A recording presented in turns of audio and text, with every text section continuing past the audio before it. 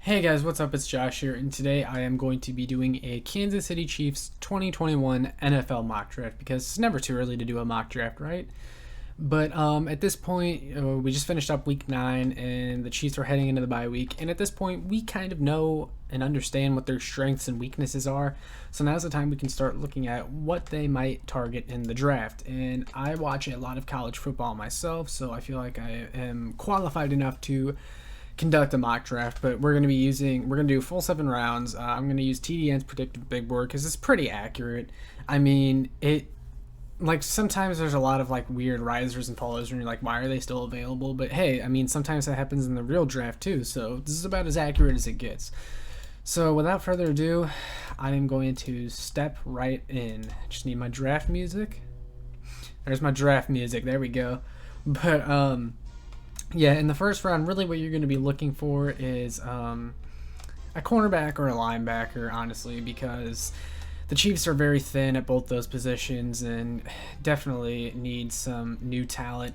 Linebacker, they don't have a lot of depth, and their rush defense is 30th in the league, and that has a lot to do with their lack of athleticism at linebacker. And then with cornerback, they only have 3 cornerbacks on contract for next year, which will be Rashad Fenton, L'Jarius Sneed, and Bo Peep Keys. Everyone else is gone. Bashaud Breeland is a free agent. Charvarius Ward is a free agent. I think they bring Ward back on a cheap deal, but I think Breeland is gone. They were lucky to get him back. But yeah, so someone that I've noticed is available in a lot of these mock drafts around the Chiefs position is Nick Bolton, the linebacker from Missouri. And people who watch my videos, listen to my podcast, go on my site, I mean, we cover Mizzou. This guy is one of the best linebackers in the country. He's a good cover linebacker as well. He's one of the highest graded cover linebackers in the draft, right next to Micah Parsons from Penn State. Micah Parsons and Dylan Moses, among a couple others, are going to be going before him for sure, I feel like, which would put him in perfect position on the board to land or fall to the Chiefs in the first round. But this guy has a good mix of that old school thumper kind of style. He can tackle, he can hit really hard, and he's also good at coverage too. Just a really good all-around linebacker. And man, I can't imagine him and Willie Gay together for the next 5 to 10 years. That's arguably one of the best young linebacker cores in the league, because they can both rush the passer and blitz. They can both take on blocks, all those kinds of things. And if you have them both on the field at the same time, that's damn near unstoppable. So yeah, the pick here is going to be Nick Bolton, the linebacker from Missouri. I think that's a no-brainer. Next pick, though, I would definitely go cornerback, in my opinion. And the reason for that is because you could definitely go interior O-line here, but I'm going to go cornerback for the simple reason I have someone in mind that I really like. So everyone always has those early to mid-round draft crushes that they really want their team to draft. You know what I'm talking about. Like last year for me it was Chase Claypool. I really wanted the Chiefs to get Chase Claypool. Now he ended up going like real early in the second, I believe, to Pittsburgh, and that kind of crushed any chance of the Chiefs getting him. But this time around, someone that I really like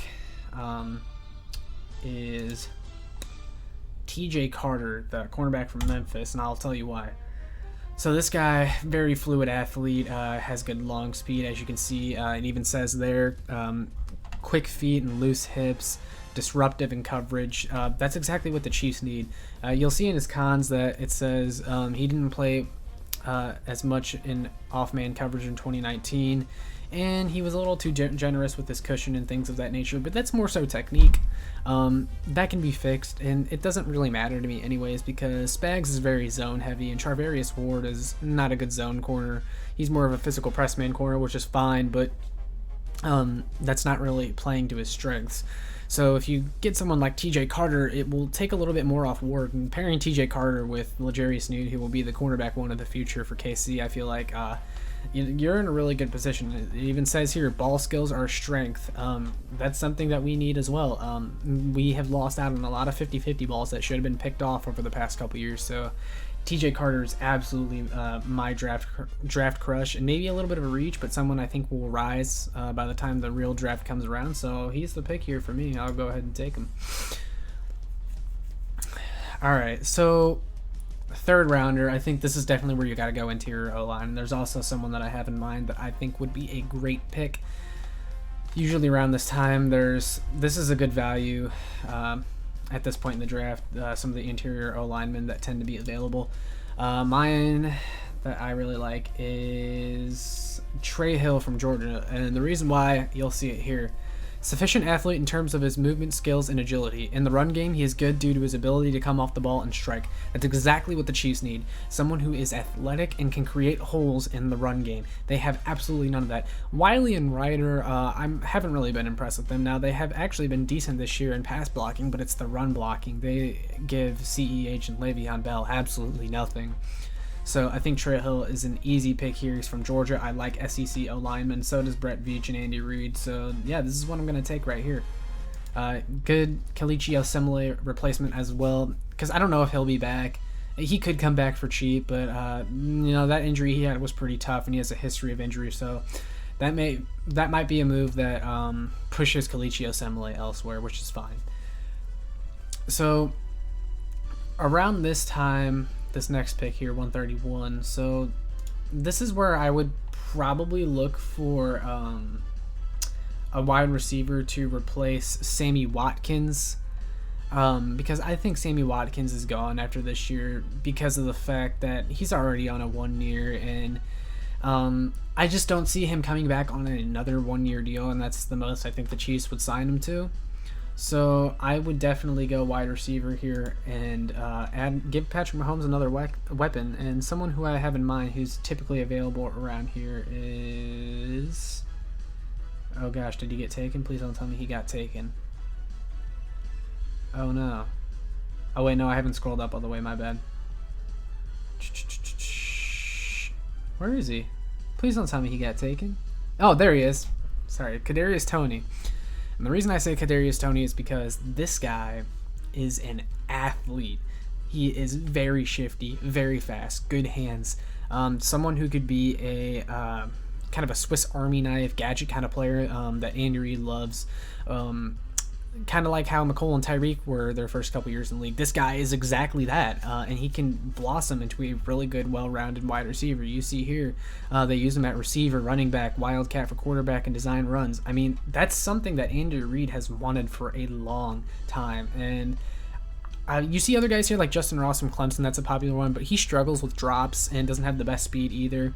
So I really, really like Kadarius Toney, so I'm going to go ahead and make that pick there. He's one of my favorite players in this draft. I watched him tear up my Missouri Tigers on Halloween night, and I've been in love with him ever since, really. So, yeah, that's the pick there. So this next pick, you're really looking... So the Chiefs actually have, 3 picks, as you can see here. They have, 3 picks within, 10 picks of each other. And that's because they actually packaged one of their 7th rounders with running back DeAndre Washington to Miami, and they got an earlier 6th rounder. So this is where you look for best player available or players that will help you out in other positions that you just need more depth or whatever. This is one that I really like, okay? Dimitri Moore, I really like him, and that's because... I watched this guy last year against Mizzou as well, and he's someone that has a lot of juice, is a sure tackler. The Chiefs need more tackling. They need better tackling. That's something that Dimitri Moore provides. Dimitri Moore would also give you more depth at linebacker. I think he could actually, you see he's a 3-down linebacker. His strength, you see sufficient in regards to lateral agility to get through trash and find the football. He demonstrates some pop in his hips on contact. We just need more fluid athletes at linebacker. Anthony Hitchens isn't really that. He could come in and step in for Hitchens or potentially replace Damian Wilson, since Damian Wilson's actually in a contract year. I really, really like Dimitri Moore, and I think he's best player available around here. You could also consider an edge, who I will probably pick up a little bit later here, because... you're going to need another edge. I'll get into that more later. I'm just going to make the pick Dimitri Moore, though. I really like him. So, yeah, here's where I would go edge, and I'll tell you why. So, edge, because Taco Charlton just got hurt, and he's in a contract. He was only on a 1-year deal. He's probably gone. Alex Okafor, I think, will be cut after this year because he hasn't really given you much, and he's very injury prone, and he's had a high number in terms of how much he's being paid. And then Mike Dan is still generally pretty young. You're just going to need more depth there. I mean, you already see right now they're having problems with their depth there. Jamar Watson's a good one. But one that I actually have in particular, and this might be kind of a reach if I find him. Give me a second. I'm looking for him. Where is he? Is he that far down? Or did he get picked? Sorry, guys. Give me a second here. I'm looking for him. Did he? I'm going to scroll through and make sure he didn't get picked. If he did, that's going to be... Oh, yeah, he was picked 169. Dalen Hayes. He was one I really wanted because he's got the physical frame and the physical ability to come in and contribute. And he's an athlete, guys. Like, he is huge. I mean, you see it. Look, impressive build and looks like NFL defender right now. It's really just the technique. But with him gone, we can go for someone else. Big Cat Bryant's another one. Not just because of the name, but that's one I've looked at now. Good size and measurables. Can play outside linebacker. Now, our scheme doesn't really fit that, but when you're talking about someone who can just rush the passer, that's really what you're looking for here. Because they have guys that can play the run a little bit more. But Jamar Watson, now that I was already looking at him, I really like this guy. You read it here, diverse with his alignments and has been called into action both as an edge rusher in pressure situations and flexed out over the top of slot receivers. That's someone I think this team could really use, could come out and play a little bit of coverage, can play the edge. This would be a really good pick in my opinion, actually. I think I'm going to go ahead and take him. I really would have liked Dalen Hayes there, but that's okay because you can still find someone comparable at this point in the draft.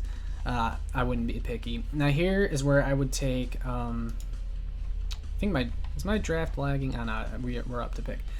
So tight end, this is where I would go with this guy, Luke Farrell, tight end out of Ohio State. And I like this guy because you read it there. Hell of a blocker, very physical, does the dirty work. We need someone like that behind Travis Kelce, and he actually can catch a little bit as well. Now, you read his cons, marginal role in passing game. It comes from an offense that has been unkind to the tight end. So that doesn't mean he isn't a good receiver. It's just that they don't utilize the receiving ability. But it says that his ceiling is in run after catch scenarios is marginal at best. Well, that's okay because Kelce has actually declined a little bit in yards after the catch over the past few years. He's lost some of his speed and athleticism he once had, which is fine, but that doesn't mean you can't be effective in the passing game. What we need you to be is a mismatch, and that's what this guy is, 6'6", 250 pounds, and is contributing on Ohio State. So I really like this guy. It's just a blocking tight end to bring in. We haven't had that in a while. Just a true backup tight end. You can find someone more talented in future drafts, but I'm tired of looking for guys like Ricky Seals-Jones and Nick Keiser to fill those roles and Deion Yelders. I actually like Deion Yelder, don't get me wrong, but this is someone who can come in and do that blocking that you've been trying to scrap at the position for years now, so I'm going to go ahead and take him. And that's actually their last pick of the draft because they got rid of their 7th. Oh, wait, no, we have pick 2. Oh, wait, my bad. We have one more pick in the 6th round. Gosh, they have a lot of picks this year. Oh, yeah, that's right, because there is one more pick I wanted to make. I totally forgot. Oh, and this is one of my favorite ones, too. I'll tell you about it. So, this is where I would take, assuming he's still there. Ooh, Rakeem Boyd's still on the board. That's okay. I'm not going to... So, the guy I want is Trey Sermon. And that's because you read it there. The dude is physical. I've watched this guy. He is physical. He can run people over. In between the tackles, runner. This is someone that I think we should take a look at because Le'Veon Bell's on a 1-year deal. He'll be gone. Darrell Williams, I think, has a low ceiling. He kind of is what he is at this point. And Trey Sermon, like, he can step in. I think he has a higher ceiling than Darrell, and I don't think Darrell will be up the team next year. But I think Trey Sermon is a better long-term answer at the position of backup running back because Clyde is probably going to be your number 1. But Trey Sermon, I mean, Clyde, he struggles at the goal line a little bit and gets stuffed a lot, can't really run people over. Trey Sermon can, and he comes from Ohio State, a school that's produced a lot of serviceable running backs over the years. But yeah, Trey Sermon is definitely the pick here, so I'm going to go with him. He's one of my favorite late-round prospects. But that's all their picks in the draft. I'm going to give it a second here to simulate the rest of the draft. The Chiefs have no 7th rounders, which is probably a good thing. They have more value in the 6th round now, having 4 picks in that area. But yeah, that's pretty much it for this draft. Make sure you check out www. I'm going to plug it right now, sorry. Make sure you check out www.showmefootball.com for more Chiefs content and Mizzou and Battlehawks content if you're into that kind of stuff. But yeah, so looks like it's coming down to the last pick here, and then we'll just do a quick summary of our draft. So yeah, here we go, finalizing draft. And user picks. I didn't make any trades because I don't have the premium, but I do think Brett Veach may make a couple trades in this draft. But assuming he doesn't, this is something I think the draft could look like, and I would be extremely happy with this draft. I would say this is probably an A draft, not exactly an A+, but an A draft. And of course I say that because it's my draft, but you get Nick Bolton, a franchise linebacker, pretty self-explanatory there. TJ Carter, someone to pair with L'Jarius Sneed, who could be a really good number 2. Trey Hill, run lane creating O lineman that's very physical and athletic. Kadarius Toney, a new weapon on the offense. Dimitri Moore, a juiced up linebacker that can help give us depth and help us in stopping the run a little bit more. Jamar Watson, a versatile edge defender, something that we struggle finding the past couple of years. We need more production from that position. And a little bit better of a pass rush, which this guy can do, and he can cover a little bit as well. Luke Farrell, a blocking backup tight end, pretty self-explanatory as well. And then Trey Sermon, a potential future backup running back for the Kansas City Chiefs. So yeah, that's pretty much it. Let me know if there's any prospects that you guys are excited about in this upcoming draft. Any picks that you would make different, or just your thoughts about my draft in general. But yeah, that's pretty much it for this episode. Thanks for joining me today, and I'll catch y'all next time. Peace.